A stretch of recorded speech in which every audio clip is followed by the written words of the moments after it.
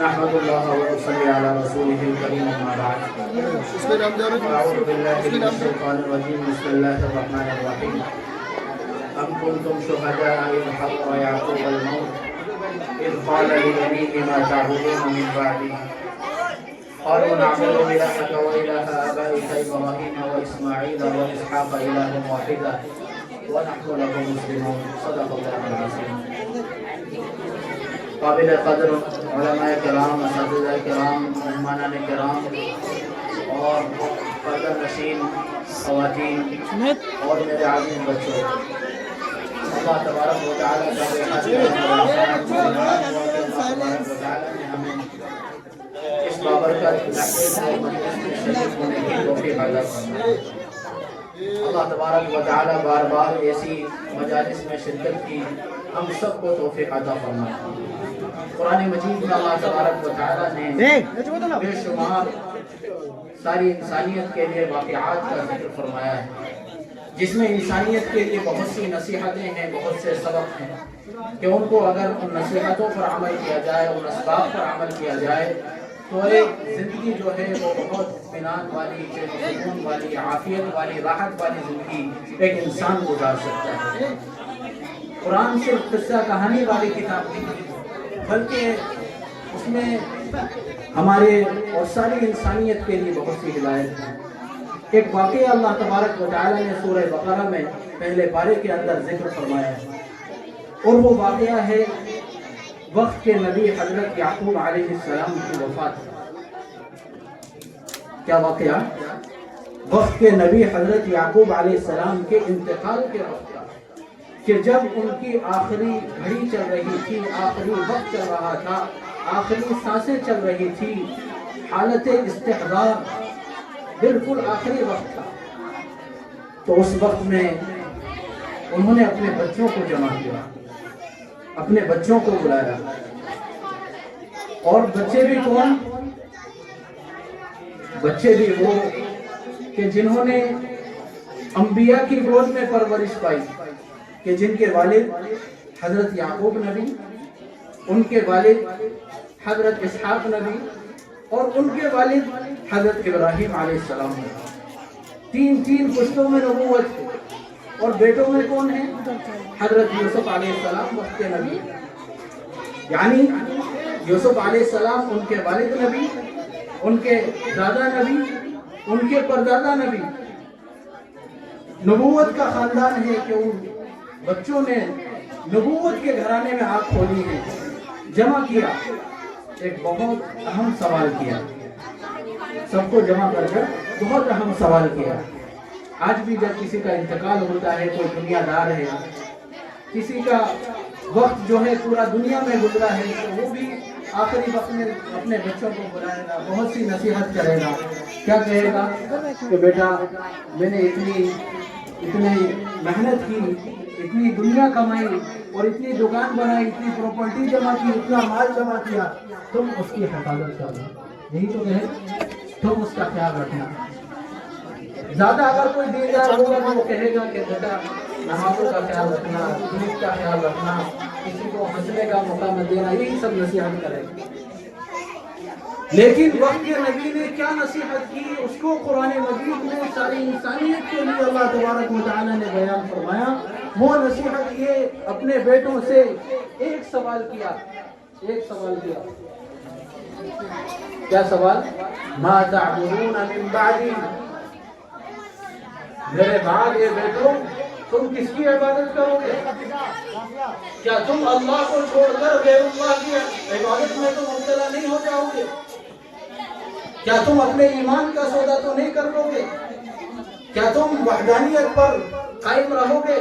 کیا تمہاری توحید سلامت رہے گی؟ کس کی فکر ہے؟ اپنے دنیا سے جانے کے بعد ایک وقت کے نبی کو اپنی اولاد کے تعلق سے کس کی فکر ہے؟ ان کے کاروبار کی، ان کے پراپرٹیز کی، ان کے مال کی، ان کے جائیداد کی، کسی چیز کی فکر نہیں ہے. اگر فکر ہے تو وہ ایمان کی فکر ہے. میرے محترم دوستو، اس واقعے سے ہمیں اور آپ کو اور ساری انسانیت کو نصیحت حاصل کرنی ہے کہ جب وقت کے نبی کو اپنی اولاد کے تعلق سے کہ جس اولاد کا گھرانہ نبوت والا گھرانہ ہو، اس کو اپنی اولاد کے متعلق اتنی فکر ہے، تو ہمیں اور آپ کو اپنی اولاد کے بارے میں کتنی فکر مند ہونے کی ضرورت ہے، ان کے ایمان کے بارے میں کتنے فکر مند ہونے کی ضرورت ہے۔ آج ہم جب دنیا سے جاتے ہیں، آج ہماری ساری محنت جو ہوتی ہے اپنے گھر والوں کی ضرورتوں کو پورا کرنے کے لیے ہوتی ہے، اپنے بچوں کے کھانے کا، ان کے پینے کا، ان کے پہننے کا، ان کے اوڑھنے کا، ان کے عیش و آرام کا، ہر طرح کا ہم انتظام کرتے ہیں، ان کے دنیاوی تعلیمات کا سب انتظام کرتے ہیں۔ لیکن میرے محترم دوستو، بڑے افسوس کی بات ہے، اگر ہم اپنے بچوں کا انتظام نہیں کرتے تو ان کے دین کی تعلیم کا اور ان کے ایمان کی فکر کا ہمارے دلوں کے اندر کوئی احساس نہیں ہوتا۔ اللہ ہماری غفلت کو معاف فرمائے۔ ہم یہ سوچتے ہیں کہ ہمارے دنیا سے جانے کے بعد ہماری اولاد کا کیا ہوگا، لیکن ہم یہ نہیں سوچتے کہ اولاد کا دنیا سے جانے کے بعد اولاد کا کیا ہوگا۔ اس لیے میرے محترم دوستو، قرآن مجید میں اللہ تبارک و تعالی نے ارشاد فرمایا، یا ایھا الذین آمنوا قوا انفسکم واہلیکم نارا، اے ایمان والو، خود بھی، اپنے آپ کو بھی اور اپنے گھر والوں کو بھی جہنم کی آگ سے بچاؤ۔ کس سے بچاؤ؟ جہنم کی آگ سے بچاؤ۔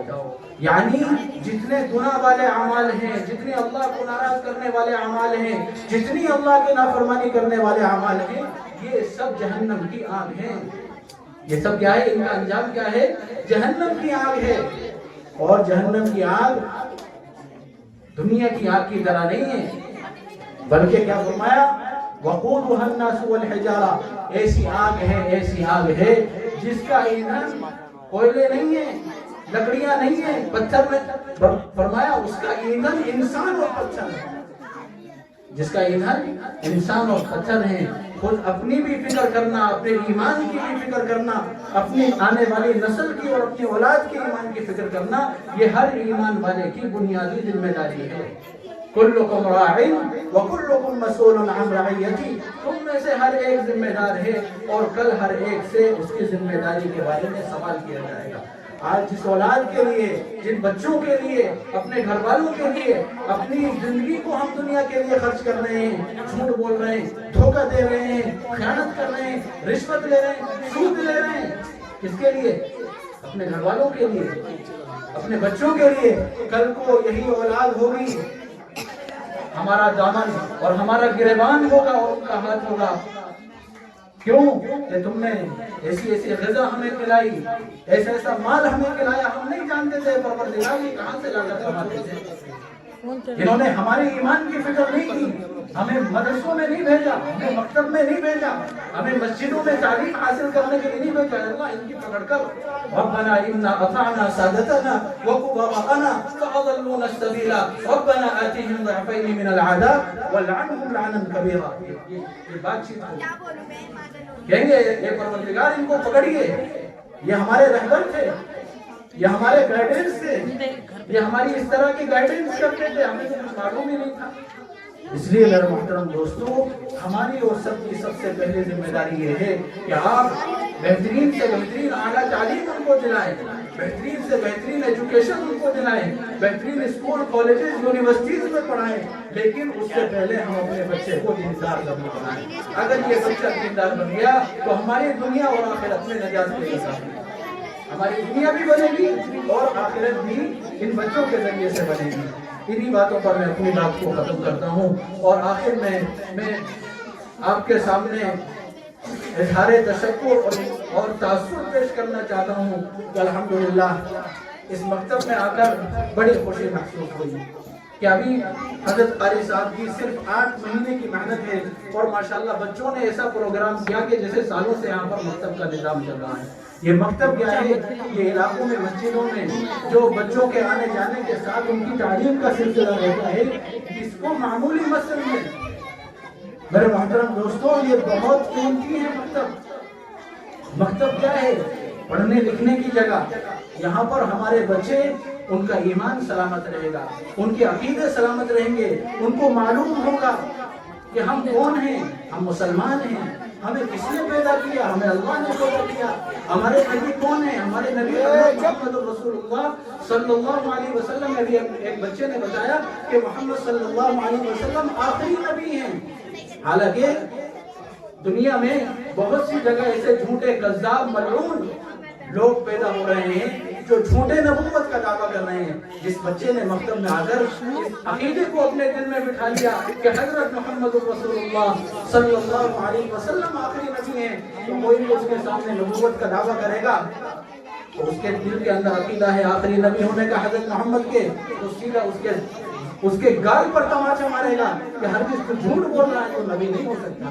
تو جھوٹا تو ہو سکتا ہے لیکن نبی نہیں ہو سکتا. اس لیے ان کو معمولی مت سمجھیں. اور آخر میں ہم اللہ رب العزت سے دعا کرتے ہیں کہ اللہ تبارک و تعالی حضرت مولانا عبد الرحیم رحمۃ اللہ علیہ جو اس مکتب کے اور اس مسجد کے بانی مبانی ہیں، اللہ تبارک و تعالی ان کی قبر کو نور سے منور فرمائیں، ان کی مغفرت فرمائیں، ان کے درجات کو بلند فرمائیں اور جنت الفردوس میں اعلیٰ سے اعلیٰ مقام نصیب فرمائیں.